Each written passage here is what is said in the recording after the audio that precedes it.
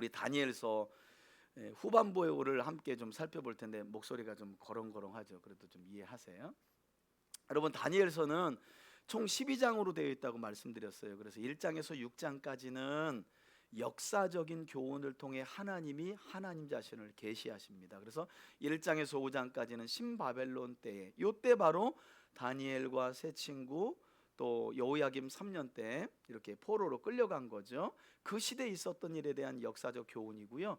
그 다음에 6장은 우리가 지난주에 마지막으로 봤죠. 바벨론을 무너뜨리고 세계의 제국을 이루어서 이스라엘을 다스렸던 메데 페르시아 때의 역사, 다리오가, 그러니까 고레스의 삼촌이라고도 불리는 이 다리오가 먼저 이 많은 나이에 통치하고 그 다음에 이제 그 왕권을 다리오에게 넘겨주게 되는데, 어쨌든 메데 페르시아 때 역사 한 장, 그리고 나서 7장 오늘 보면 다시 바벨론 때 역사로 넘어가요. 그러니까 다니엘서를 시간 순으로 쭉 읽으려 그러면 생각 없이 읽으면 그냥 뭐 내용도 잘 모르지만 쭉 생각을 좀 갖고 읽으면 메데 페르시아는 5장에서 망했는데 7장에 또 나와.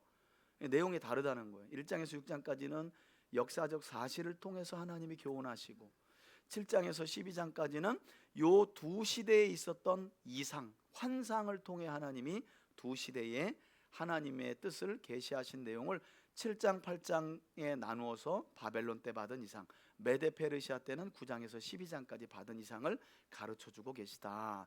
다니엘서는 우상은 아무것도 아니고 오직 여호와 하나님만이, 하나님과 하나님의 나라만이 영원함을 우리에게 가르쳐 주십니다. 이제 우리가 7장에 신바벨론 때에, 여러분 7장 1절을 보면 벨사살 원년이라고 말하죠. 여러분, 이 벨사살이 누굽니까? 5장에 가보면 벨사살이 바벨론이 망할 때 마지막 왕이었던 사람이었고, 예루살렘에서 탈취해온 성전의 기명에다가 술 따라 먹다가 손이 나타나서 메네메네 데겔 우바르신 하고 하나님이 야 너희 끝장내버리겠다, 그 심판을 받았던 왕이 바로 벨사살.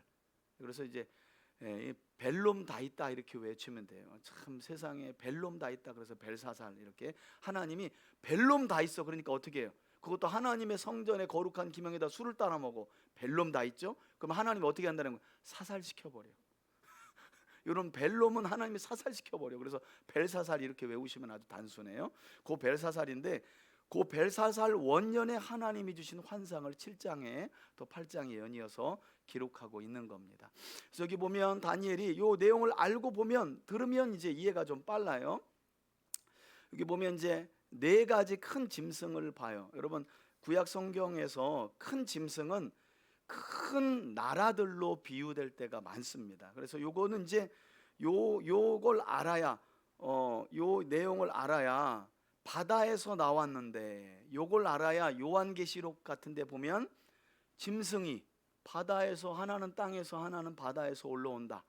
요런 내용들이 거기 가서 뭐지 이렇게 안 해요. 아, 다니엘서에 있는 요 표현을 그대로 사도 요한이 쓰고 있는 거구나. 성경은 다 한 이야기를 결론 가서 내고 있지 새로운 이야기를 하지 않거든요. 그래서 새로운 제국이 세워질 때 바다는 비유적으로 세상을 의미하거든요. 세상에서 새로운 나라가 세워질 때 큰 짐승으로 비유해서 표현하는구나. 그래서 바벨론은 이렇게 사자인데 날개가 달려 있고요.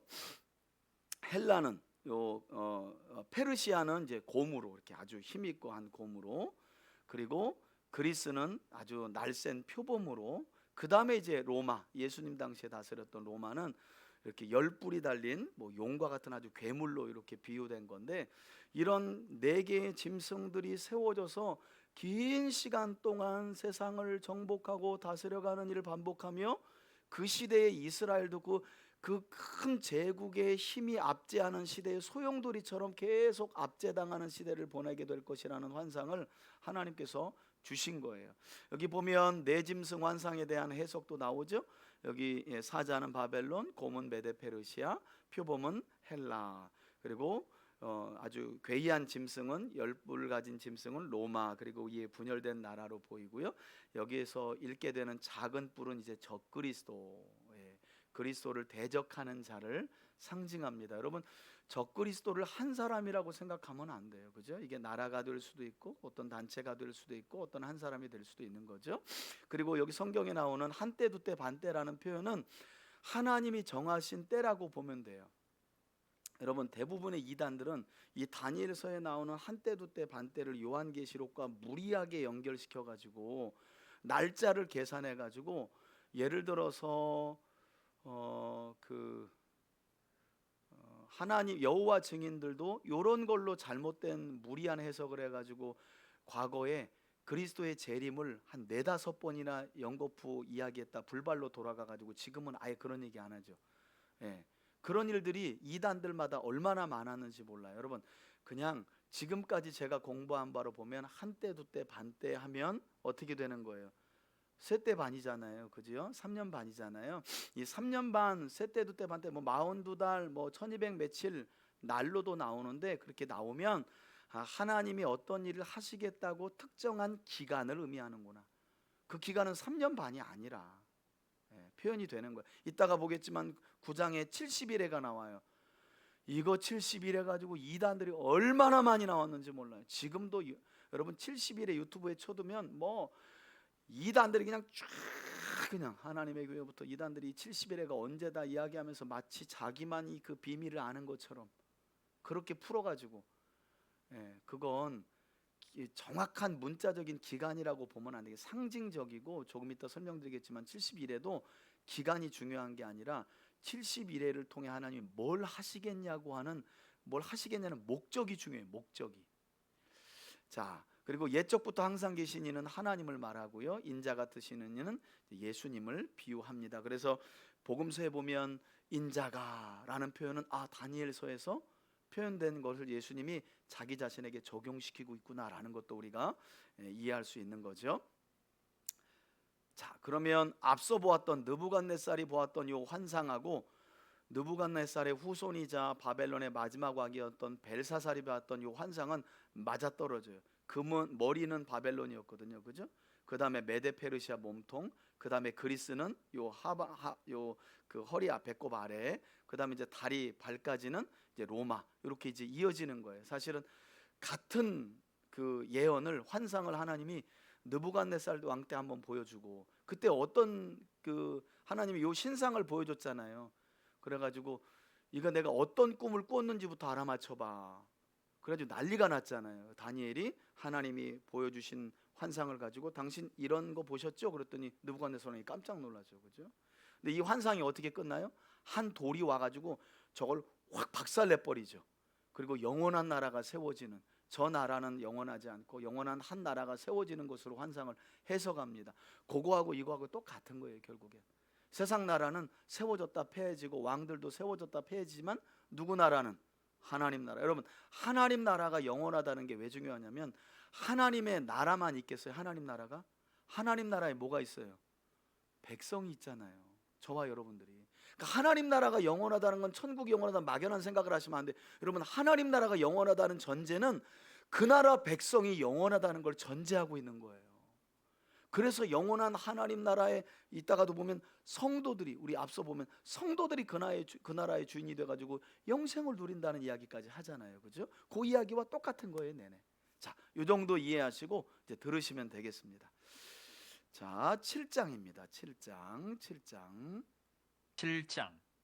바벨론 벨사살 왕 원년에 다니엘이 그의 침상에서 꿈을 꾸며 머릿속으로 환상을 받고 그 꿈을 기록하며 그 일의 대략을 진술하니라. 다니엘이 진술하여 이르되 내가 밤에 환상을 보았는데 하늘에 네 바람이 큰 바다로 몰려 불더니 큰 짐승 넷이 바다에서 나왔는데 그 모양이 각각 다르더라.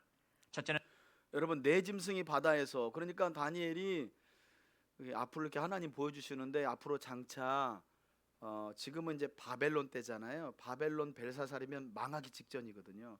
그러니까 바벨론 때부터 메데페르시아, 그리스, 헬라 나라가 쭉 역사적으로 실제로 세워지는데 그걸 바다에서 올라오는 짐승들로 보여주신 거예요. 사자와 같은데 독수리의 날개가 첫째는 바벨론을 말하죠. 있더니 내가 보는 중에 그 날개가 뽑혔고 또 땅에서 들려서 사람처럼 두 발로 서게 함을 받았으며 또 사람의 마음을 받았더라. 또 보니 다른 예, 사람의 마음을 받았더라. 짐승 곧 여러분 이런 표현 하나에 구체적으로 볼 필요가 없어요. 그냥 이건 바벨론 당시를 말하는구나. 바벨론의 힘, 사자와 같은 건 여러분 짐승의 사자가 짐승의 왕이 사자잖아요, 그죠? 거기다 독수리까지 있어요. 독수리는 어디의 왕이에요? 하늘의 왕. 그러니까 땅과 하늘의 권세를 다 가진 것 같은 나라가 바벨론이었어요. 그래서 여러분 이런 바벨론이 무너졌다는 건 그 당시에 있을 수 없는 일이었어요. 539년 정도에 메데페르시아가 바벨론을 멸망시키는데 세상 어떤 사람도 지금 우리가 미국이 망할 거라는 생각을 안 하듯이 바벨론이 멸망할 거라는 건 누구도 상상할 수 없어요. 그러나 우리가 하박국서에서 이야기한 것처럼 하나님께서 그런 바벨론이라도 망하게 하나님이 때를 정하셔서 망하게 하실 것이다. 그래서 이러한 하나님의 주권을 알게 될 날이 물이 바다 덮음과 같이 온 세상에 있게 될 것이라는 말을 하박국이 하죠. 그리고 마지막 때에도 이 세상이라는 바벨론이 무너질 거라는 생각을 사람들이 안 하기 때문에 요한계시록 18장에 보면 이 세상이라는 바벨론이 무너질 때 어떻게 한대요? 무너졌도다 무너졌도다 무너졌도다 큰 성 바벨론이요. 이야기를 또 한 번 하는 거죠. 바벨론은 이때 무너졌는데 요한의 사도 요한이 마지막 때에 가서 그 이야기를 또 하는 거예요. 세상이라는 이 세상을 가리켜 바벨론이라고 이야기하면서 도무지 무너지지 않을 것 같지? 아니 17장에 보니까 호련히 1시간 만에 싹 끝나는 거예요. 하나님이 끝내시면. 자, 그런 바벨론이었구나. 이제 두 번째 메데페르시아를 곰으로 비유하죠. 둘째는 곰과 같은데 그것이 몸 한쪽을 들었고 그 입의 이사이에는 새 갈빗대가 물렸는데 그것에게 말하는 자들이 있어 이르기를 일어나서 많은 고기를 먹으라 하였더라. 그 후에 내가 또 본즉 다른 짐승 곧 표범과 같은 것이 있는데 그 등에는 새의 날개 넷이 있고 그 짐승에게 또 머리 넷이 있으며 권세를 받았더라.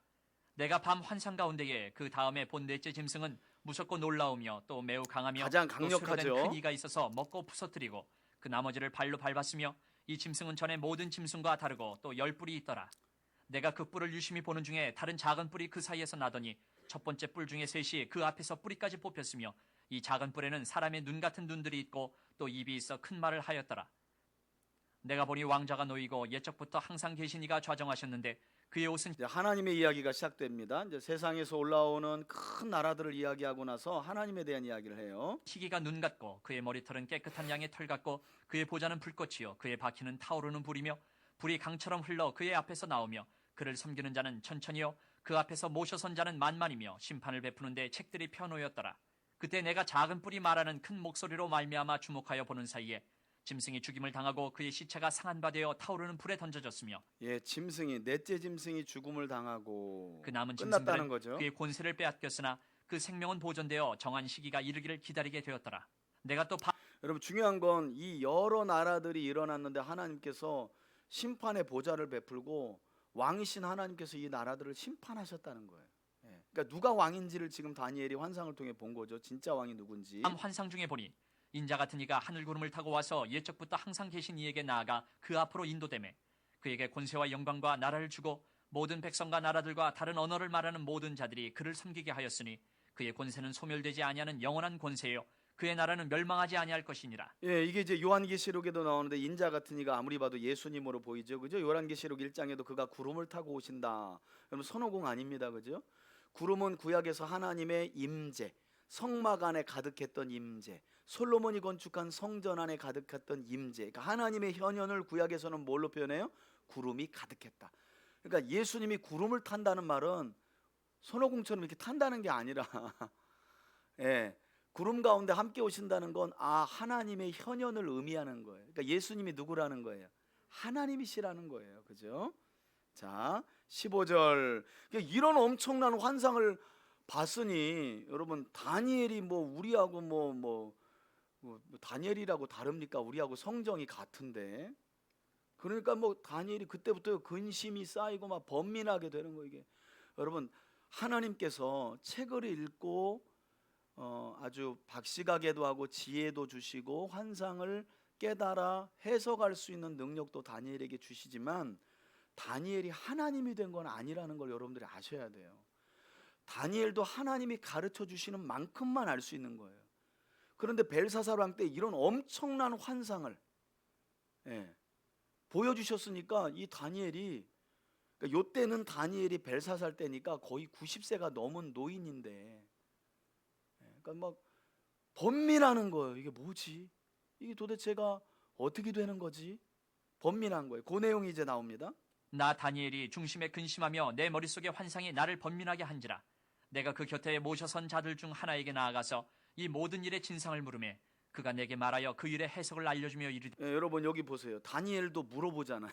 환상 중에 옆에 계신 분 누군지는 모르지만 아무튼 뭐 천사로 보이는지 아무튼 물어본 거예요. 하나님 보좌 옆에 선 사람들에게 도대체 내가 본 게 뭐요? 하고 물어본 거예요. 한번 따라합시다. 물어봐야 알 수 있다. 여러분들은 누구에게 물어봐야 알 수 있을까요? 당연하죠. 근데 제가 말하잖아요. 이거 우리 그래도 권사님들하고 우리 집사님들은 성경 잘 물어봐. 그래도 감사해. 여러분 교회 안에서 목사님에게 성경을 안 물어보잖아요. 그럼 목사님 성경 볼까 안 볼까요? 안 봐. 설교하려고 외워서는 안 봐. 그러면서 뭐 우리 목사님 성경 안 본다고 막 그런 얘기 하지 말고 자기들도 안 보면서 뭘 맨 물어보면 목사님 내가 이런 꿈 꿨는데 이 꿈 뭐예요? 꿈 물어보는 건 저쪽 가서 깃발 달린 데 가서 물어보면 돼. 목사님한테 꿈을 왜 물어봐? 성경 물어봐야지. 그래야 목사님들이 말씀에 전력을 하는 거지. 목사 찾으면 꼭 기도하는데 뭐 이렇게 뭘 봤는데 물어봐. 그건 저 깃발 달린 데 가서 물으면 더 잘 알아. 하나님의 말씀을 물어봐야 돼요. 여러분 스가랴도 포로기한 선지자였는데 하나님이 보여주시는 8가지 환상을 하나도 몰라. 하나님이 스가랴야 내가 보여주는 환상을 아느뇨? 모르겠는데요. 당연히 넌 모르지. 이거 환상은 이런 거야. 두 번째 환상은 아느뇨? 모르겠는데요. 알려주세요. 두 번째 환상은 이거다. 아주 하나님께 알려달라 그래. 여러분 성경 알아야 돼요. 물어봐야 돼요. 물어봐야 돼요. 그러니까 안 물어본다는 건 성경을 안 본다는 거잖아요. 그죠? 저도 지금도 매일 몰라가지고 또 보고 또 물어보는데 목사님들한테 제 주변 목사님들은 아무튼 저는 피곤하게 내가 지금 이거 읽다가 이게 안 되는데 목사님 이거 어떻게 생각해? 아 목사님 뭐 그런 것까지 알라고 그래 알았어 끊어. 그분하고는 통화 안 해. 관심 없어서. 자 알려달라 그랬더니 알려주잖아요. 17절 보세요. 그 내 큰 짐승은 세상에 일어날 내 왕이라. 이거 보세요 여러분. 이거 우리가 성경 보면서 모르는 거 꼭 뭐 기도해야 응답받고 알아요? 성경 조금만 더 보면 다 해석이 나오잖아요. 그러니까 이단들의 특징이 뭐예요? 이런 비밀한 해석은 우리 교회 우리 모임만 안다. 이거 반드시 이단이에요. 어디 알아요? 하나님 다 해석해 주시는데 요한계시록 가보세요. 하나도 어려울 게 없어요. 다 해석이에요. 다 해석이에요. 자, 내 왕이라는 것까지 알려줘요. 그 다음에 18절. 지극히 높으신 이의 성도들이 나라를 얻으리니. 자 보세요. 바다에서 올라온 내 나라가 세상을 얻는 게 아니라 누가 얻는데요? 성도들이 얻는다고 말하잖아요. 나라를 얻으리니 그 나라는 잠깐 있다가 없어지는 나라가 아니래요. 그죠? 그 누림이 영원하고 영원하고 영원하리라. 여러분 영원하다는 건 진짜 영원하다는 거예요. 할렐루야. 얼마나 감사합니까? 이에 내가 넷째 짐승에 관하여 확실히 알고자 하였으니 곧 그것은 모든 짐승과 달라서 심히 무섭더라. 그 이는 쇠요 그 발톱은 노시니 먹고 네 부서뜨리고 번째 나머지는 발로 짐승이 밟았으며 특별히 또 인상적이었나 그것의 봐요. 머리에는 10뿔이 있고 그 외에 또 다른 뿔이 나오매 세 뿔이 그 앞에서 빠졌으며 그 뿔에는 눈도 있고 큰 말을 하는 입도 있고 그 모양이 그의 동류보다 커 보이더라. 입이 크다는 건 거만한 걸 말하는 거예요. 내가 본즉 이 뿔이 성도들과 뿔은 여러분 항상 권세, 힘을 말해요. 더불어 싸워 그들에게 이겼더니 옛적부터 항상 계신 이가 와서 지극히 높으신 이의 성도들을 위하여 원한을 풀어주셨고 때가 이름에 성도들이 나라를 얻었더라. 여러분 우린 여길 볼 때 이 작은 뿔이 뭐지? 이렇게 알려고 할 필요가 없어요. 작은 뿔은 힘인데 하나님을 대적하는 적그리스도고 중요한 건 성도들이 나라를 얻었다는 이 말에 우리가 꽂혀야 되는 거예요. 막 괴물 같은 나라들이 힘 있는 나라들이 올라가지만 하나님이 전부 다 심판하시고 힘 있는 이 뿔마저도 하나님이 성도들과 싸우려고 하는데 성도들을 위하여 원한을 풀어주심으로 이기시는구나. 여러분 누가복음 17장에 보면 우리 예수님이 불의한 재판관 이야기하면서 그죠? 재판관 이야기하면서 내가 내 백성 가운데 내가 속히 내가 원한을 풀어주지 아니하겠느냐라는 말씀을 하시죠, 그죠? 근데 그걸 믿고 이렇게 기도할 자들이 얼마나 있을까 이 얘기도 예수님이 하세요. 낙심하지 말고 기도할 것에 대해서 비유로 가르쳐 주신 것이 그 불의한 재판관의 비유거든요. 그러니까 그런 일이 있으면 낙심해서 기도 안 하고 하나님 떠난단 말이에요. 하나님 약속을 저버린단 말이에요. 근데 하나님은 어떤 분이냐면 자기 백성의 원한을 속히 풀어주시는 하나님이라고 예수님이 말씀하세요. 근데 믿음이 없으면 그때를 못 기다린다는 거예요. 그게 요한계시록에 가보면 그대로 이루어져요. 자, 성도들의 원한을 풀어주시고 성도들이 영원한 나라를 얻게 하신다는 게 중요하죠. 23절. 모신자가 이처럼 이르되 넷째 짐승은 곧 땅의 넷째 나라인데 이는 다른 나라들과는 달라서 온 천하를 삼키고 밟아 부서뜨릴 것이며 그 열불은 그 나라에서 일어날 열왕이요 그 후에 또 하나가 일어나리니 그는 먼저 있던 자들과 다르고 또 새 왕을 복종시킬 것이며 그가 장차 지극히 높으신 이를 말로 대적하며 또 지극히 높으신 이의 성도를 괴롭게 할 것이며 그가 또 때와 법을 고치고자 할 것이며 성도들은 그의 손에 붙임바 되어 한 때와 두 때와 반 때를 지내리라. 예, 그러니까 이렇게 일어난 요 열불 가운데 일어날 열왕, 그리고 그 가운데 새 왕을 복종시킬 요 뿌리 하나 있는데 그게 이제 성도들을 괴롭게 하고 때와 법을 고치며 하나님이 정한 기간 동안 힘을 쓴다는 말이에요. 그러나 심판이 시작되면 그는 권세를 빼앗기고 완전히 멸망할 것이요 여러분 다른 거 볼 필요 없이 이런 내용 보시면 되는 거예요. 아, 여러분 세상이 시작될 때부터 지금까지 하나님과 주의 백성을 대적하지 않은 나라들이 없잖아요. 그죠? 그러나 결말을 보면 다 하나님이 심판하신다는 내용이잖아요. 나라와 권세와 온천하 나라들의 위세가 지극히 높으신 이의 거룩한 백성에게 붙임바 되리니 그의 나라는 영원한 나라이라 모든 권세 있는 자들이 다 그를 섬기며 복종하리라. 그 말이 이에 그친지라 나 다니엘은 중심에 번민하였으며 내 얼굴빛이 변하였으나 내가 이 일을 마음에 간직하였느니라. 예, 다니엘이 깜짝 놀란 거예요. 아, 8장. 그러나 하나님이 심판하시고 성도들이 나라를 얻게 하신다는 거, 정한 기간 동안만 활동할 것이고 결국에는 하나님의 심판으로 완전히 망한다는 거. 이거 외에는 아무것도 없잖아요.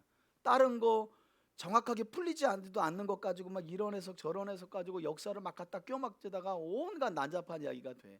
뭐 그런 것들도 좀 깊이 공부하면 할 만한데, 예, 그거까지 제가 설명을 드리면 여러분들이 그냥 완전히 다 헷갈리니까 중심만 잡으면 돼. 중심만. 이거 핵심이에요. 8장. 나 다니엘에게 처음에 나타난 앞에 환상 후 보시면서 벨사살 왕 제3년에 이해하시면 다시 한 환상이 훨씬 더 나타나니라. 이해가 내가 됩니다. 환상을 보았는데 내가 그것을 볼 때에 내 몸은 엘람 지방 수산성에 있었고 내가 환상을 보기는 을레 강변에서이니라. 내가 눈을 들어 본즉 강가에 두 뿔을 가진 순양이 섰는데 그 두 뿔이 다 길었으며 그중 한 뿔은 다른 뿔보다 길었고 그 긴 것은 나중에 난 것이더라.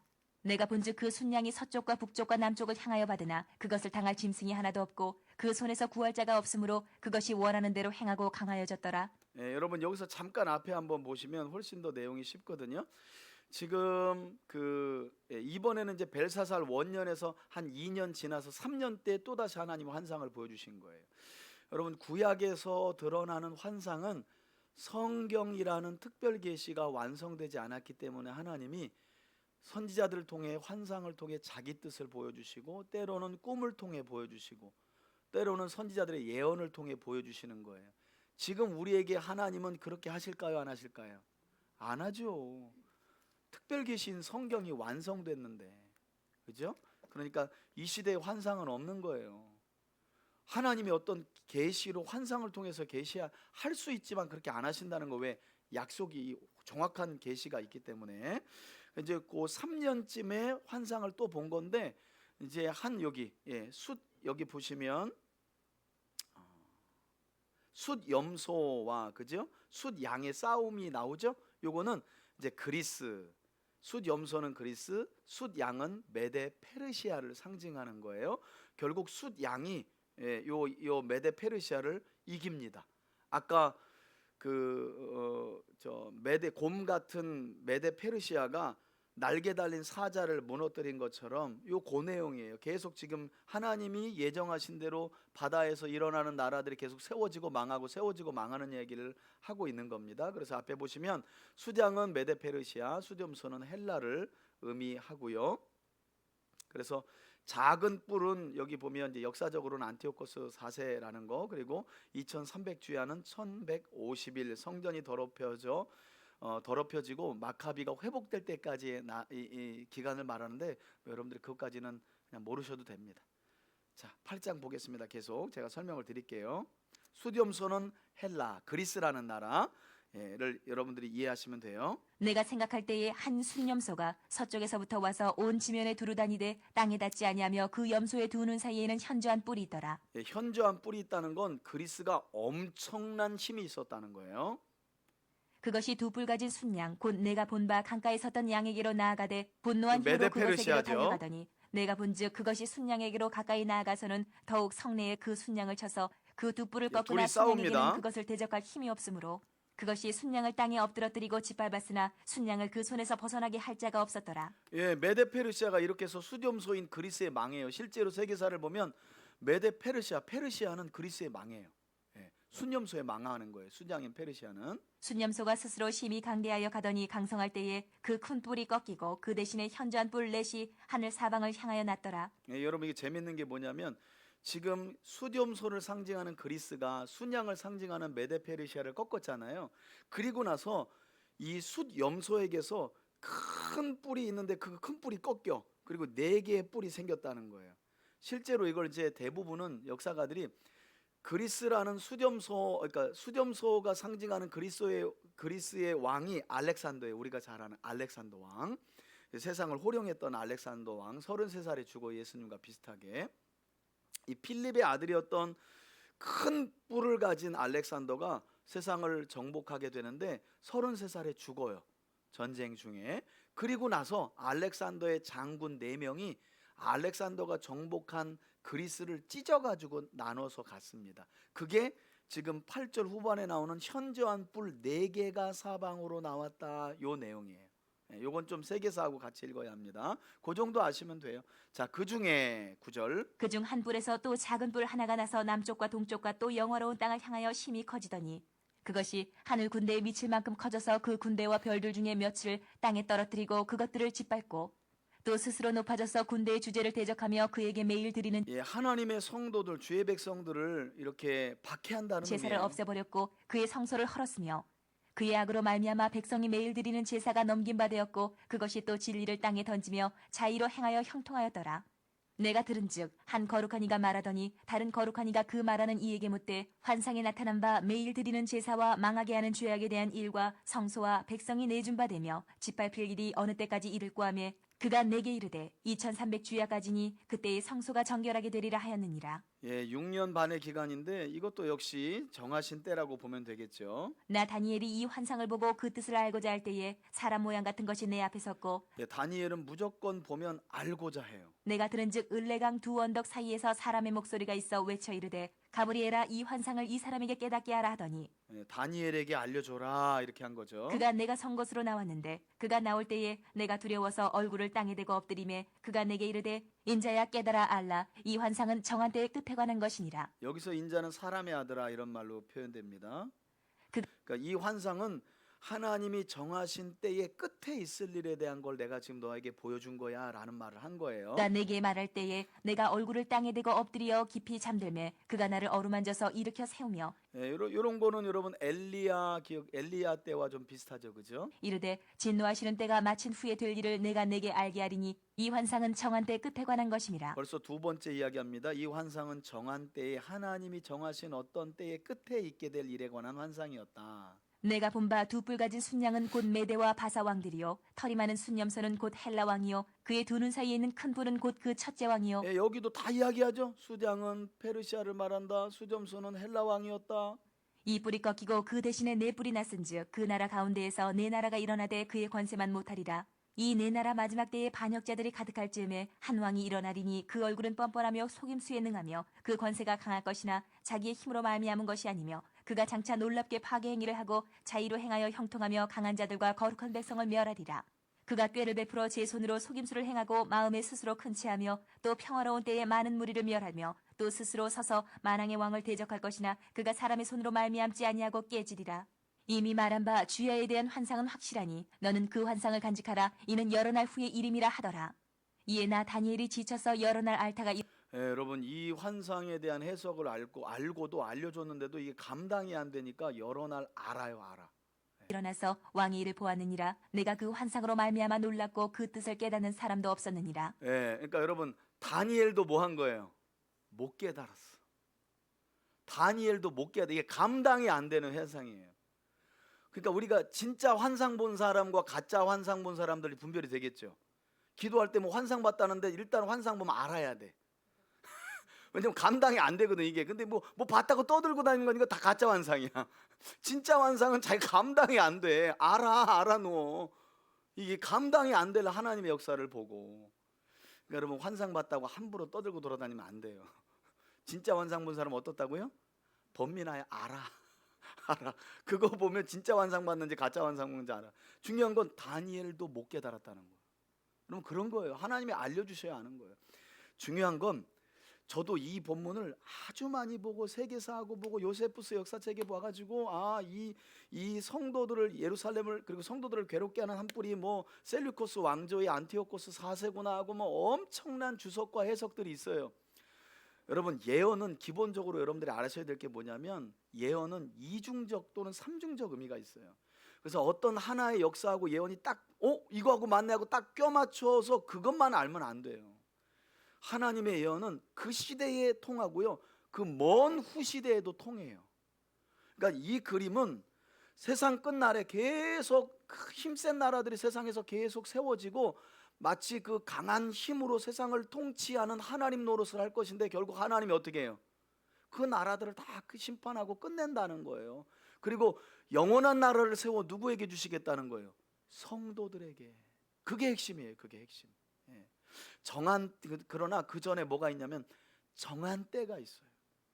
정한 기간 동안 그 세상의 짐승의 머리에 타가지고 권세를 가지고 하나님의 백성들과 대적하며 괴롭게 하는 그런 때가 있다는 거예요. 그래서 여러분 실제로 요한계시록에 가보면 7인의 환란이 땅에 있잖아요. 그거 끝나면 7 나팔의 환란이 또 있고 7 대접의 환란이 있죠. 그죠? 이 땅에.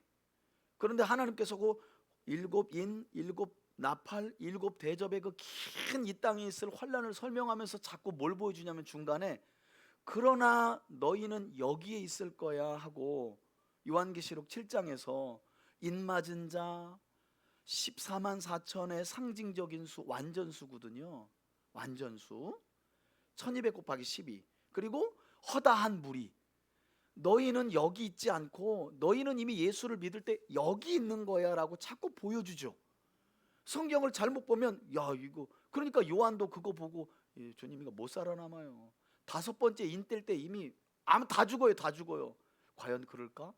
하고 7장에서 입맞은 자가 있지 내가 보호하는 내 백성이 그렇게 보여주시는 거예요. 그런 핵심만 기억하시면 돼요. 왜냐하면 역사적인 사실은 아구가 맞기도 하고 맞지 않기도 하고 70일에도 마찬가지예요.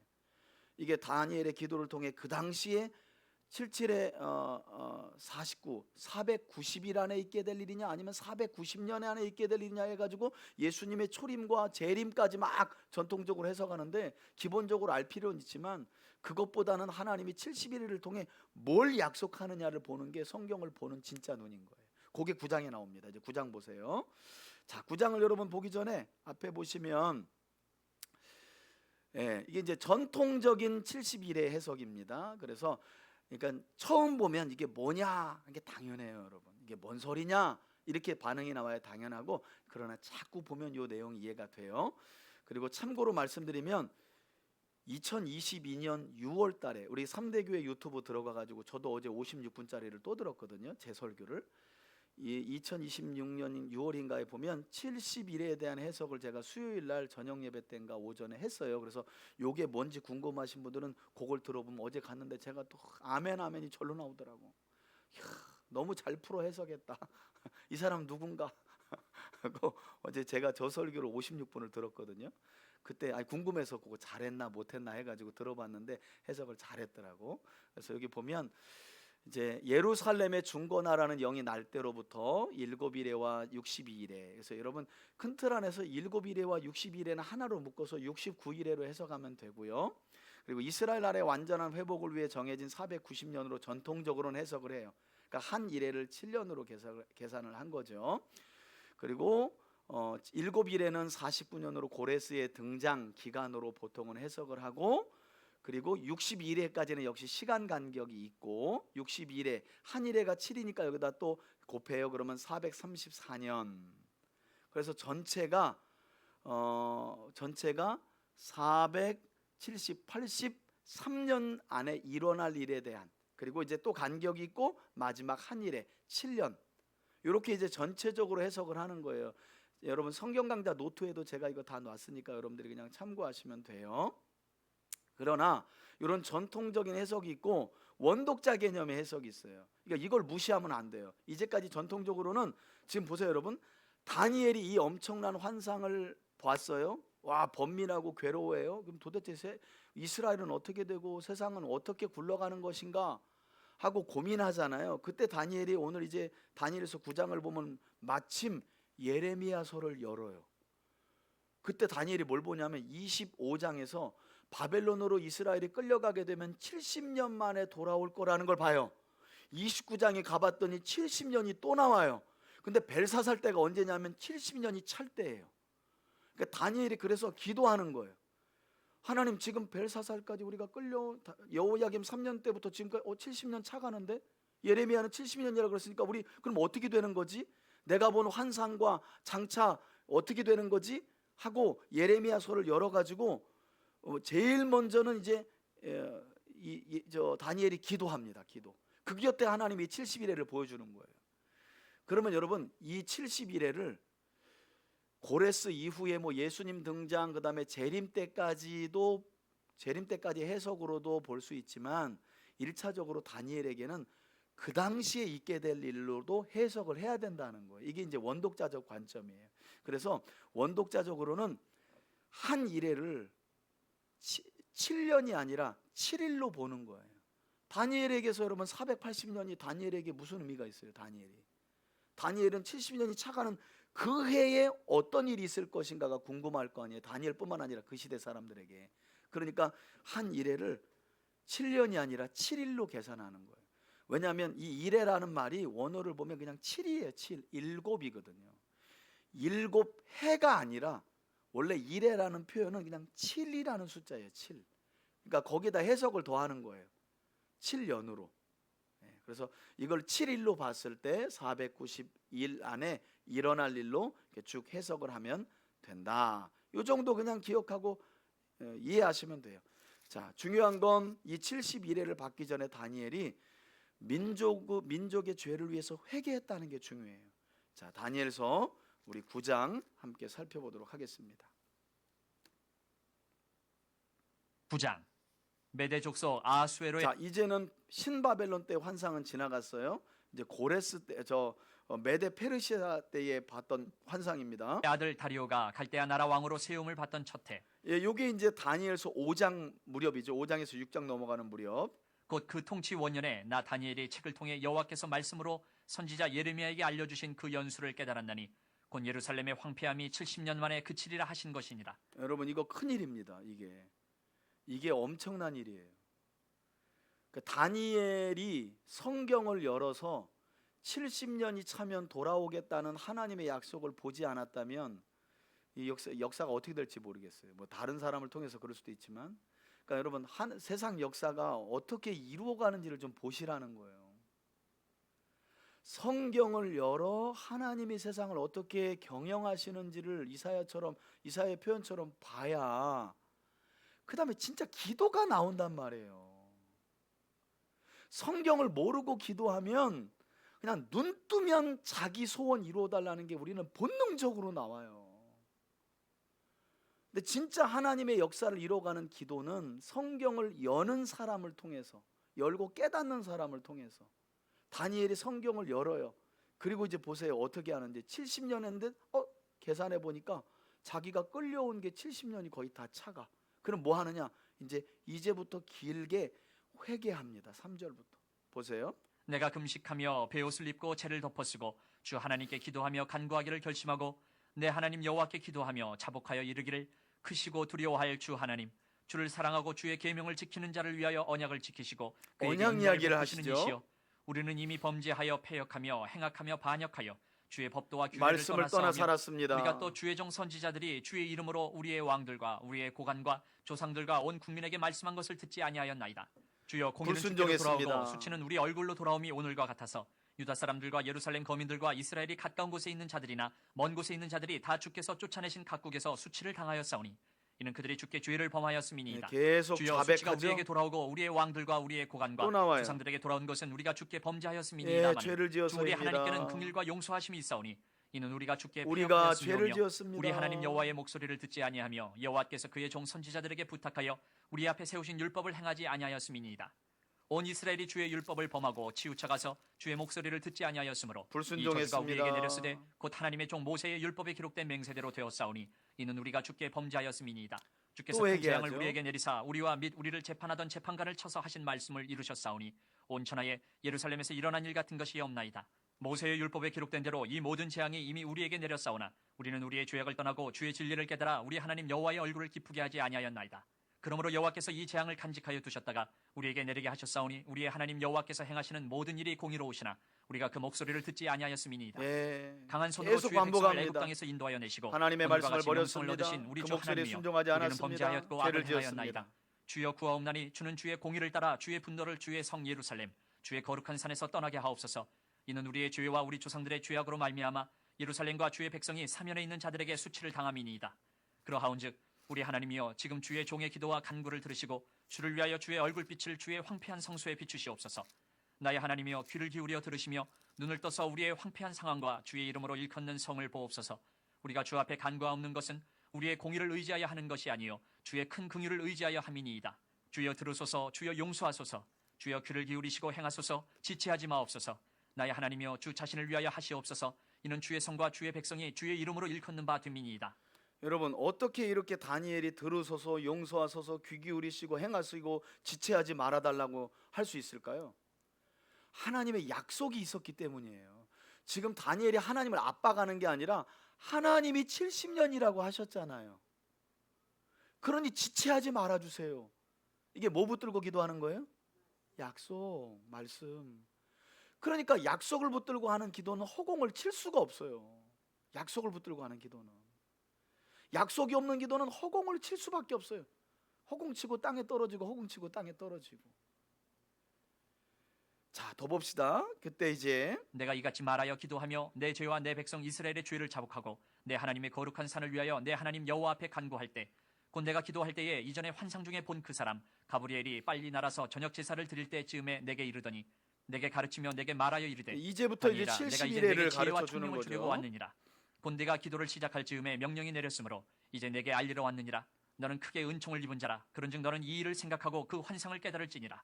내 백성과 내 거룩한 성을 위하여 이른 이래를 기한으로 정하였나니 한물이 그치며 죄가 끝나며 죄악이 용서되며 영원한 의가 드러나며 환상과 예언이 응하며 또 지극히 거룩한 이가 기름 부음을 받으리라. 그러므로 너는 깨달아 알지니라. 예루살렘을 중건하라는 영이 날 때부터 기름 부음을 받은 자 곧 왕이 일어나기까지 7 이레와 62 이레가 지날 것이요 그 곤란한 동안에 성이 중건되어 광장과 거리가 세워질 것이며 62 이레 후에 기름 부음을 받은 자가 끊어져 없어질 것이며 장차 한 왕의 백성이 와서 그 성읍과 성소를 무너뜨리려니와 그의 마지막은 홍수의 휩쓸림 같을 것이며 또 끝까지 전쟁이 있으리니 황폐할 것이 작정되었느니라. 그가 장차 많은 사람들과 더불어 한 이레 동안의 언약을 굳게 맺고 그가 그 이레의 절반의 제사와 예물을 금지할 것이며 또 포악하여 가증한 것이 날개를 의지하여 설 것이며 또 이미 정한 종말까지 진노가 황폐하게 하는 자에게 쏟아지리라 하였느니라 하니라. 아멘. 그러니까 여러분 아까 우리 그 다니엘이 봤던 환상하고 일부 또 이렇게 겹쳐지기도 하는데 핵심 내용은 지금 다니엘은 70년이 차가는 쯤에 우리 민족은 어떻게 됩니까? 라고 했더니 하나님께서 1차적으로 원독자적인 개념에는 7절에 49, 490일 안에 이루어질 회복에 대한 이야기를 하는 거예요.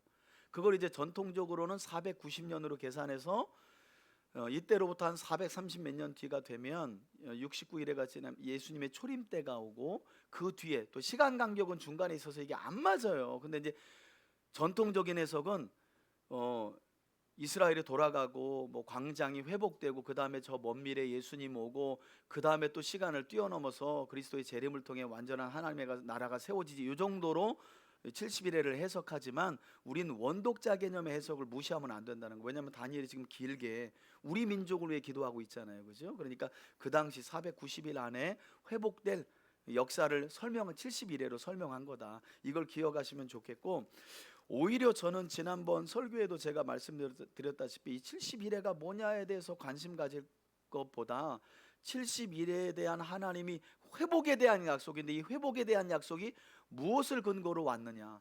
다니엘이 예레미야서를 열었고 하나님의 약속을 붙들었어요. 우리가 잘못한 거 맞아요. 하나님 말씀 안 들었어요. 우리가 듣고 순종 안 했어요.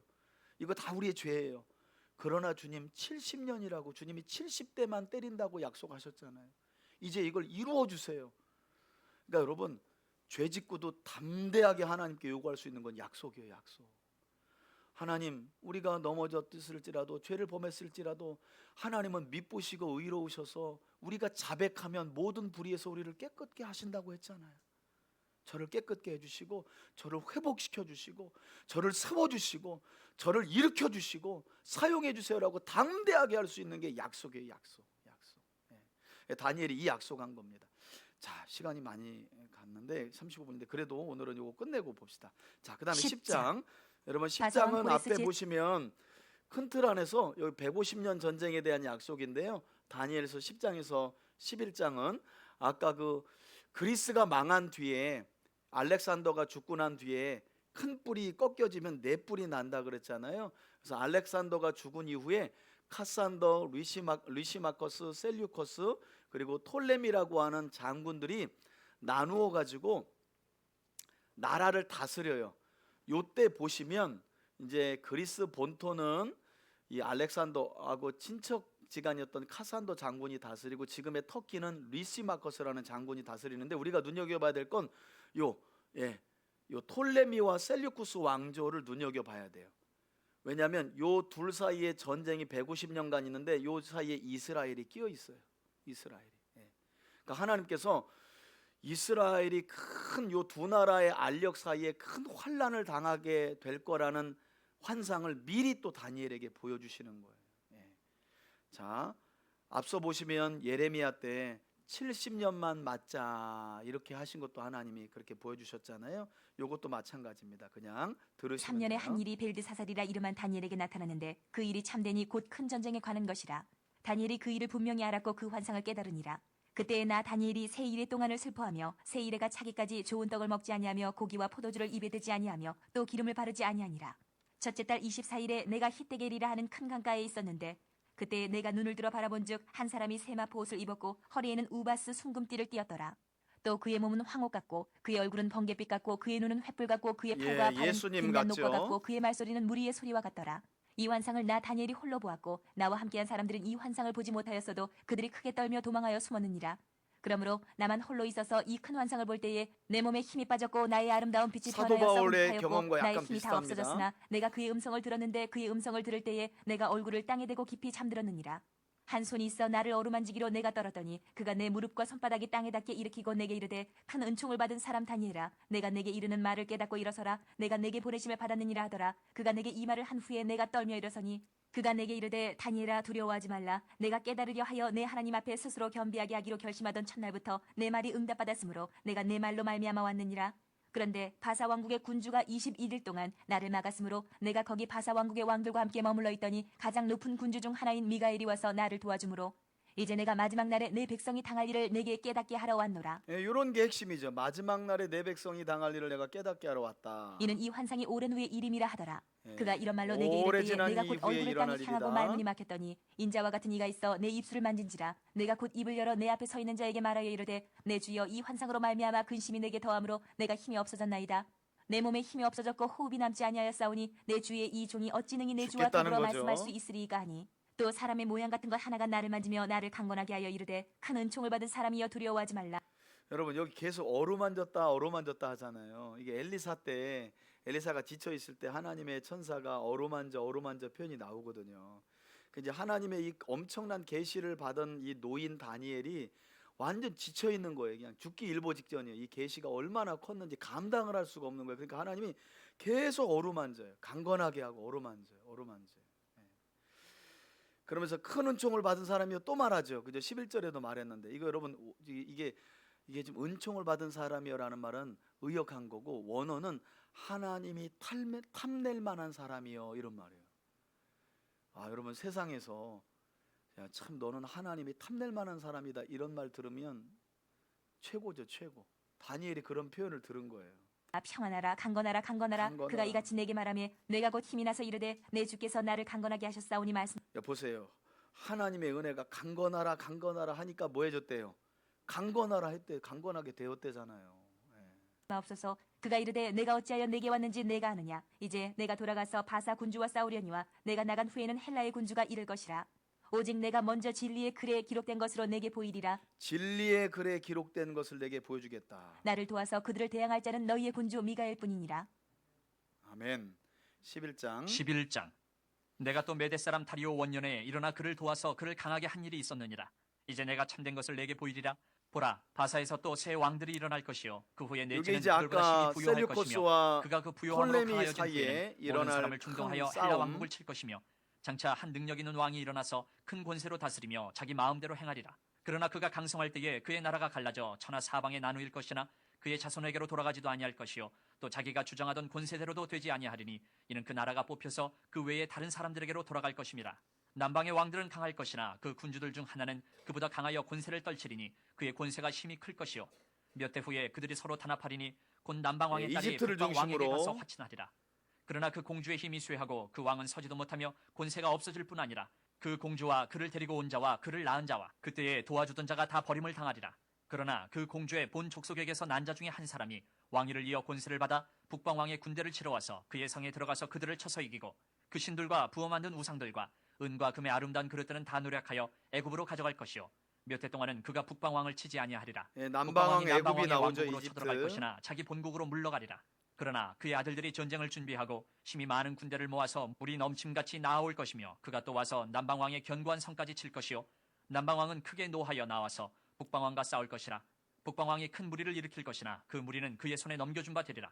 그가 큰 무리를 사로잡은 후에 그의 마음이 스스로 높아져서 수만 명을 엎드려뜨릴 것이나 그 세력은 더하지 못할 것이요 북방왕은 돌아가서 다시 군대를 전보다 더 많이 준비하였다가 몇 대 곧 몇 해 후에 대군과 많은 물건을 거느리고 오리라. 그때 여러 사람이 일어나서 남방왕을 칠 것이요 내 백성 중에서도 포악한 자가 스스로 높아져서 환상을 이루려 할 것이나 그들이 도리어 걸려 넘어지리라. 이에 북방왕은 와서 토성을 쌓고 견고한 성읍을 점령할 것이요 남방 군대는 그를 당할 수 없으며 또 그가 택한 군대라도 그를 당할 힘이 없을 것이므로 오직 와서 치는 자가 자기 마음대로 행하리니 그를 당할 사람이 없겠고 그는 영화로운 땅에 설 것이요 그의 손에는 멸망이 있으리라. 그가 결심하고 전국에 힘을 다하여 이르렀다가 그와 화친할 것이요 또 여자의 딸을 그에게 주어 그의 나라를 망하게 하려 할 것이나 이루지 못하리니 그에게 무익하리라. 그 후에 그가 그의 얼굴을 바닷가로 돌려 많이 점령할 것이나 한 장군이 나타나 그의 정복을 그치게 하고 그 수치를 그에게로 돌릴 것이므로 그가 드디어 그 얼굴을 돌려 자기 땅 산성들로 향할 것이나 거쳐 넘어지고 다시는 보이지 아니하리라. 그 왕위를 이을 자가 압제자를 그 나라의 아름다운 곳으로 두루 다니게 할 것이나 그는 분노함이나 싸움이 없이 몇 날이 못되어 망할 것이요 또 그의 왕위를 이을 자는 한 비천한 사람이라. 나라의 영광을 그에게 주지 아니할 것이나 그가 평안한 때를 타서 속임수로 그 나라를 얻을 것이며 넘치는 물 같은 군대가 그에게 넘침으로 말미암아 패할 북쪽의 것이요 한 왕에 대한 분명한 왕도 이야기입니다. 그렇게 될 것이며 그와 약조한 후에 그는 거짓을 행하여 올라올 것이요 소수의 백성을 가지고 세력을 얻을 것이며 그가 평안한 때에 그 지방의 가장 기름진 곳에 들어와서 그의 조상들과 조상들의 조상이 행하지 못하던 것을 행할 것이요 그는 노력하고 탈취한 재물을 무리에게 흩어주며 계략을 세워 얼마 동안 산성들을 칠 것인데 때가 이르기까지 그리하리라. 그가 그의 힘을 떨치며 용기를 다하여 큰 군대를 거느리고 남방왕을 칠 것이요 남방왕도 힘이 크고 강한 군대를 거느리고 맞아 싸울 것이나 능히 당하지 못하리니 이는 그들의 계략을 세워 그를 침이니라. 그의 음식을 먹는 자들이 그를 멸하리니 그의 군대가 흩어질 것이요 많은 사람이 엎드려져 죽으리라. 이 두 왕이 마음에 서로 해하고자 하여 한 밥상에 앉았을 때에 거짓말을 할 것이라. 일이 형통하지 못하리니 이는 아직 때가 이르지 아니하였으므로 그 일이 이루어지지 아니할 것임이니라. 북방왕은 많은 재물을 가지고 본국으로 돌아가리니 그는 마음으로 거룩한 언약을 거스르며 자기 마음대로 행하고 본토로 돌아갈 것이며 작정된 기한에 그가 다시 나와서 남방에 이를 것이나 이번이 그 전번만 못하리니 이는 기띔의 배들이 이르러 그를 칠 것임이라.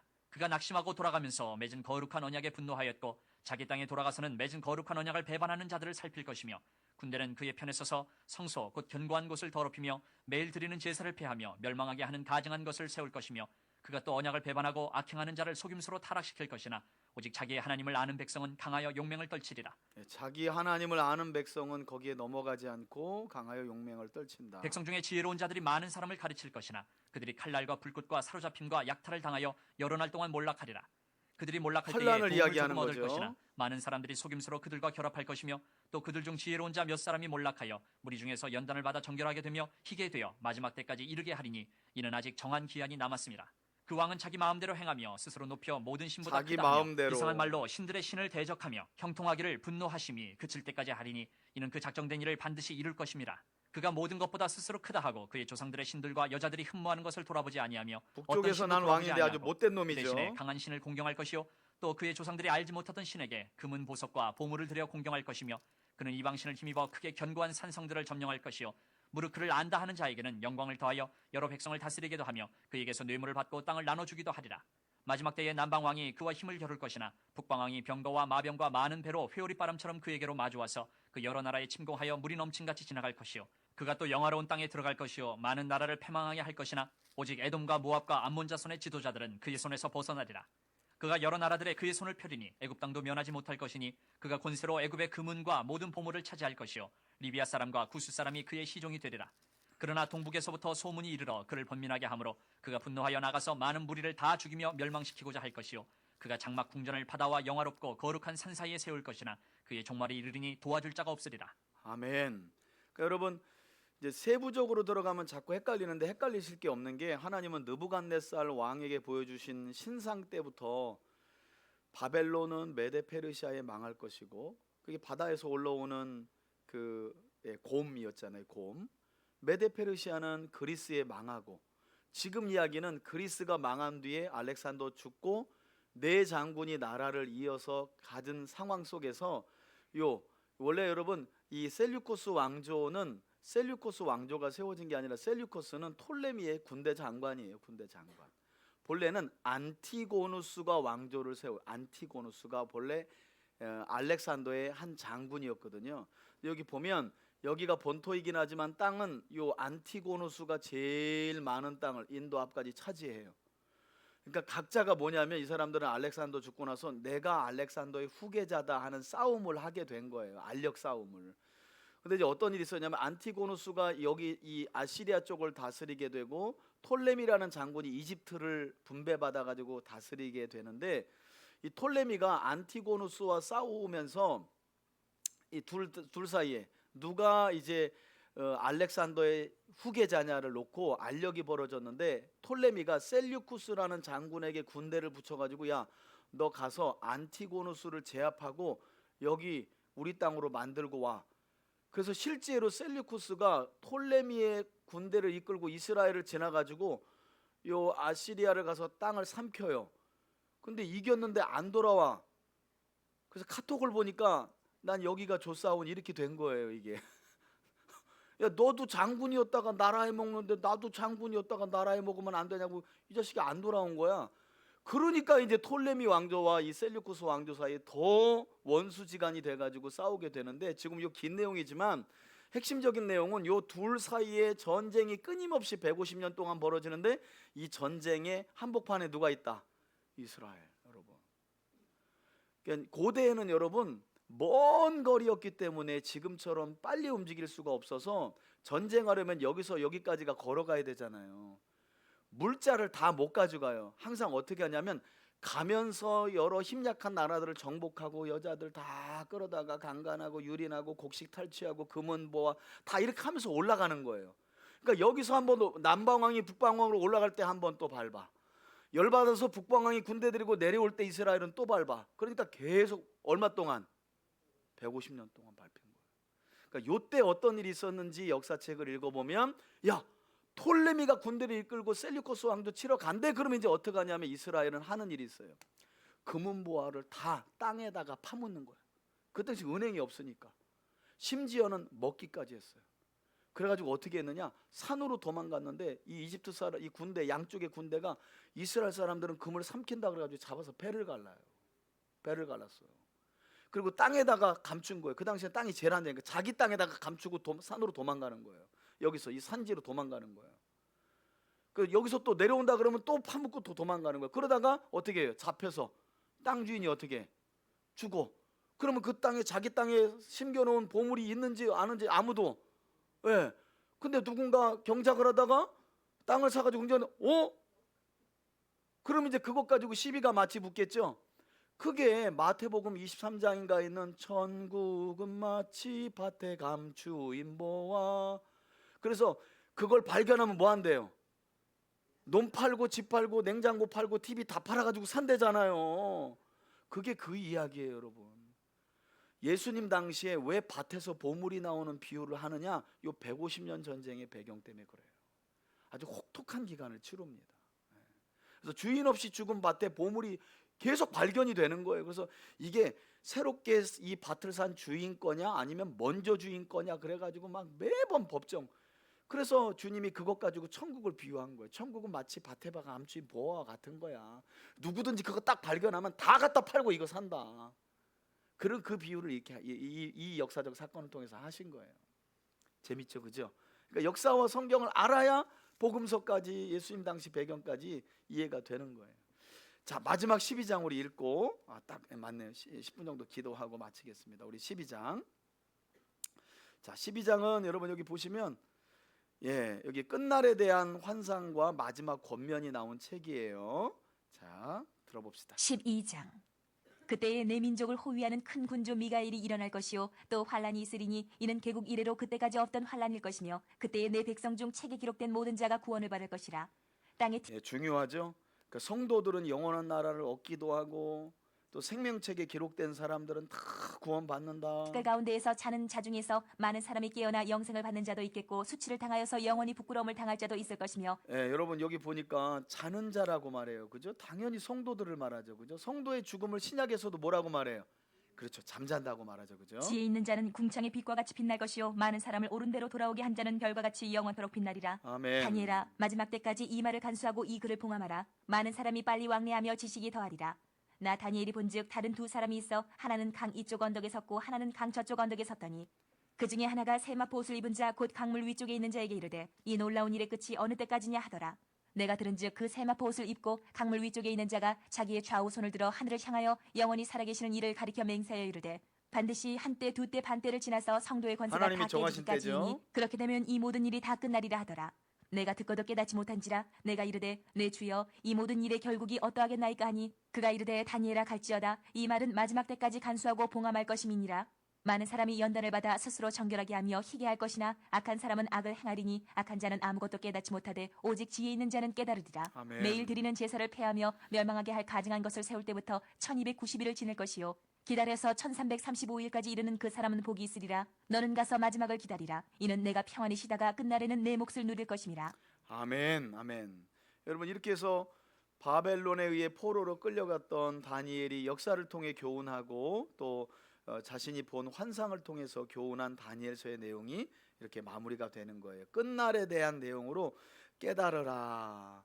그리고 깨닫지 못하는 사람들은 심판받고 구원에 이르지 못한다라고 말씀을 합니다. 이스라엘은 바벨론에서 깨달은 게 있어요. 이스라엘은 하나님의 언약을 배반했기 때문에 망했다는 거, 여호와 하나님이 온 세상의 주인이시며 통치하신다는 거, 우상과 이방의 모든 신들은 아무것도 아니라는 거, 세상 나라는 유한하다는 거, 하나님 나라만 영원하고, 여러분 그 나라는 누구에게 돌아간다고요? 성도들에게 돌아간다는 거예요. 이스라엘은 강대국 틈에서 여러 해 동안 고난을 받고, 그러나 하나님의 언약이 영원하니 언약으로 돌아가라는 거, 그리고 성경의 중요성을 깨닫고 이렇게 수집하고 사본을 만들어서 가르치기 시작합니다. 재밌는 건 이 바벨론 포로 기간 이후에는 이스라엘 사회에서 그들이 자기 손으로 우상을 만들어서 우상 숭배한 일이 한 번도 없어요. 그러니까 아주 바벨론 포로 교육이 제대로 된 거죠. 자, 우리 첫 번째 기도 제목인데요. 우리 첫 번째 기도 제목 보시면 다니엘은 환상 중에 네 큰 짐승들로 비유된 세상 나라들은 영원하지 못하고 때가 되면 멸망에 이를 것이며 오직 지극히 높으신 하나님의 성도들이 하나님의 나라를 얻게 될 것이다 라는 말씀을 들었죠. 우리 시간 기도할 때 하나님, 세상이라는 바벨론의 멸망과 심판은 정해진 하나님의 뜻임을 믿고 썩지도 더럽지도, 이거 사도 베드로가 베드로서에서 한 말이거든요. 썩지도 더럽지도 쇠하지도 않는 영원한 하나님 나라를 소망하며 살아가는 우리와 우리 가정 또 교회 공동체 되게 해달라고 우리 함께 한번 주여 한번 부르고 우리 기도하겠습니다. 우리 주여 한번 부르고 기도합시다. 주여, 살아계신 아버지 하나님, 다니엘에게 보여주신 환상의 말씀 저희들이 깨닫고 이 시간 우리에게 주신 약속으로 붙들고 기도합니다. 바벨론 이후에도 여러 세상 나라들이 권세와 뿔을 가지고 등장하지만 결국 그들은 만주의 주요 만왕의 왕이신 하나님의 심판의 보좌 앞에서 그들이 행한 악을 따라 심판받게 될 것이고 멸망하여 무너지게 될 것이라고 하나님은 말씀하여 주셨습니다. 그리고 세워질 영원한 하나님의 나라를 우리에게 보여주셨습니다. 그리고 세워질 영원한 하나님의 나라는 바로 주의 백성인 성도들에게 주실 나라인 줄 믿습니다. 하나님, 예수 그리스도를 믿어 이 영원한 하나님의 나라를 기업으로 얻은 우리들, 하나님 나라의 소망을 누며 살아갈 수 있도록 인도하여 주옵소서. 사도 요한은 이 세상이라는 바벨론이 호련히 한시간에 무너지게 될 것이라고 예언하였습니다. 삽시간에 멸망하게 될 것이라고 예언하였습니다. 무너지고 없어지고 사라지고 먼지와 같이 사라질 이 세상에 우리의 마음을 두지 않게 하여 주시고 영원하고 영원하며 영원한 하나님 나라에 소망을 두며 살아가는 저희들 되게 하여 주옵소서. 아버지 하나님, 영원한 하나님 나라의 소망을 둔 주의 백성답게 살아갈 수 있도록 주여 도와주옵소서. 하나님의 말씀으로 돌아가게 하여 주옵소서. 하나님의 말씀으로 돌아가 믿음 안의 삶을 살아가는 저희들 되어주길 원합니다. 주여 은총을 베풀어 주옵소서. 안개와 같이 잠시 있다 없어질 이 세상에 마음을 두지 않게 하여 주시고 먼저 그 나라와 그 일을 구하며 살아가라고 말씀하신 우리 주 예수 그리스도의 말씀을 기억하며 그 나라와 그 일을 구하며 살아가는 우리들 되게 하여 주옵소서. 그런 우리 삼대 교우들과 우리 가정들이 되게 하여 주옵소서. 아버지 하나님, 영원하고 영원하며 영원한 하나님 나라를 성도들에게 기업으로 주신 주님을 찬양합니다. 주신 주님을 찬양합니다. 하나님, 그 영원한 하나님의 나라를 바라보며 믿음으로 살아가는 우리 가정과 교회와 하나님 우리 성도들 다 되게 하여 주옵소서. 아버지 하나님, 붙잡아 주시길 원합니다. 긍휼히 여겨 주옵소서. 이 약속의 말씀을 붙들고 살아가는 우리 성도들 다 되게 하여 주옵소서. 하나님, 인도하여 주옵소서. 아멘. 아멘. 두 번째 기도 제목입니다. 다니엘도 환상을 통한 계시를 다 깨닫지 못했습니다. 이처럼 하나님의 계시는 하나님께서 깨닫게 하실 때 비로소 알 수 있는 것입니다.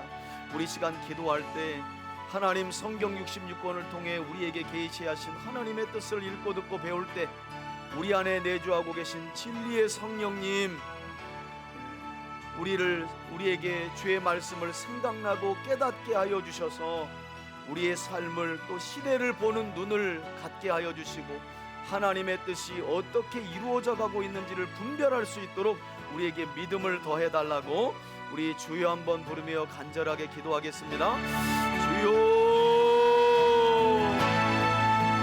살아계신 아버지 하나님, 다니엘에게 주의 계시를 보여주셨습니다. 환상을 통하여 하나님 이루실 뜻을 보여주셨습니다. 그러나 다니엘이 그 환상의 계시를 다 깨달았던 것은 아닙니다. 하나님께 다니엘은 구하였습니다. 하나님이 보여주신 계시를 알기 위하여 간구하였습니다. 금식도 하고 기도도 하고 하나님의 말씀을 알기 위하여 간구하였습니다. 우리 안에 내주하고 계신 성령님이 주의 말씀을 깨닫게 하실 때 우리도 하나님의 뜻을 분별할 줄 믿습니다. 알게 될 줄 믿습니다.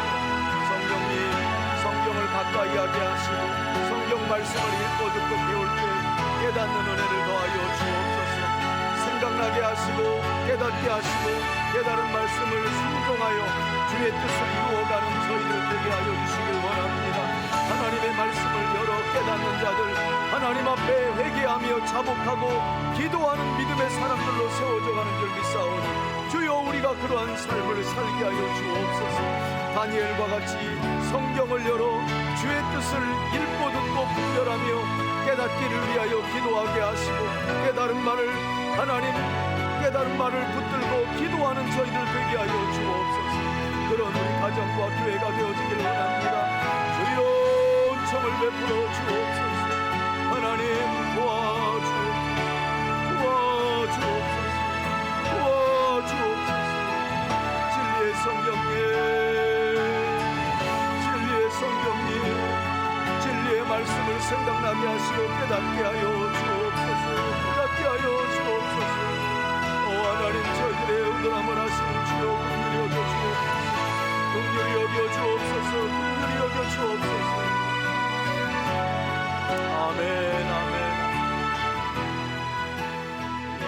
우리 마지막 세 번째 기도하고 개인적인 기도도 함께 드리겠습니다. 여러분, 다니엘은 예레미야 선지자의 예언을, 예레미야서를 구체적으로 붙잡고 하늘의 하나님을 향해 민족의 죄를 자백하며 회개하는 기도를 드려서 회복을 누리게 되었습니다. 우리 시간 기도할 때 하나님, 이 시간 우리와 가정과 공동체의 죄악을 깨닫게 하시고 자백하고 회개할 때, 여러분, 우리가 주일날 지금 성전 건축 이후에 드려진 솔로몬의 기도에 관한 말씀 보고 있잖아요. 하나님이 성전을 왜 건축하라고 합니까? 범죄하였을 때 나와 기도하면 들으시고 용서해 주시겠다고 하는 놀라운 은혜의 장소가 성전입니다. 그 참 성전으로 그리스도께서 이 땅에 오신 줄 믿습니다. 누구든지 그리스도의 이름을 의지하여 그 죄를 자백하면 하나님은 약속대로 들으시고 용서하시고 땅을 고치시는 놀라운 회복을 주실 줄 믿습니다. 개인적으로, 가정적으로, 교회 공동체적으로, 또 지금 혼란스러운 이 나라와 이 민족의 문제도 누구의 문제가 아니에요. 나의 문제이고 우리의 문제이고 교회의 문제입니다. 우리 시간 자백하면서 하나님께 긍휼을 구하는 기도드립니다. 마지막으로 우리 주여 한번 부르며 기도합시다. 주여, 살아계신 아버지 하나님, 예레미야 선지자의 예언을 붙들고 70년이라는 하나님의 약속을 붙들고 나라와 민족을 위하여 회개하며 기도하였던 다니엘, 그리고 하나님께 기도하며 들어주옵소서, 지체하지 말아주옵소서라고 하나님께 약속을 붙들고 기도하였던 다니엘처럼 저희들의 죄와 가정의 죄악과 교회 공동체의 죄악과 하나님 이 나라와 이 민족의 죄악을 자백하고 기도하오니 주여 들으시고 용서하여 주옵소서. 하나님, 물질 만능주의로 물질을 탐하며 욕심을 부리며 살아가는 우리의 죄악도 용서하여 주시고, 나의 이익을 위해서라면 영혼까지도 파는 이 악한 세대에 하나님 우리의 죄악을 용서하여 주시옵소서. 하나님, 육신의 정욕을 위하여 영혼을 팔고 안목의 정욕을 위하여 영혼을 팔아넘기고 이생의 자랑을 위하여 우리의 영혼을 팔아넘기고, 주여 이 악한 시대에 우리의 죄악을 용서하여 주옵소서. 교만과 사치의 죄악을 용서하여 주시길 원합니다. 주님 긍휼히 여겨 주옵소서. 우리 안에 있는 교만함, 우리 안에 있는 탐욕스러움, 주여 우리의 죄악을 용서하여 주옵소서.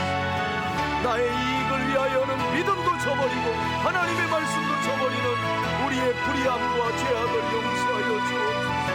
용서하여 주옵소서.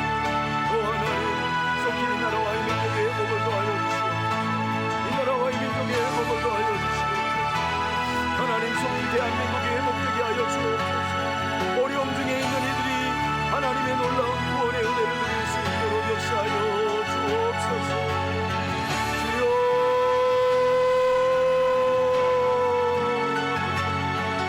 아버지 하나님, 아버지 하나님, 아버지 하나님, 범죄한 이스라엘 죄를 위하여 약속의 말씀을 붙들고 기도했던 다니엘처럼 우리도 약속의 말씀을 붙들고 우리의 회복을 위해, 가정의 회복을 위해, 교회와 나라와 민족의 회복을 위해 기도할 수 있기를 원합니다. 성령님 깨닫게 하옵소서. 성령님 고쳐주시옵소서. 성령님 회복시켜 주시옵소서. 성령님 회복시켜 주옵소서. 오 주님, 오 주님, 아버지 하나님,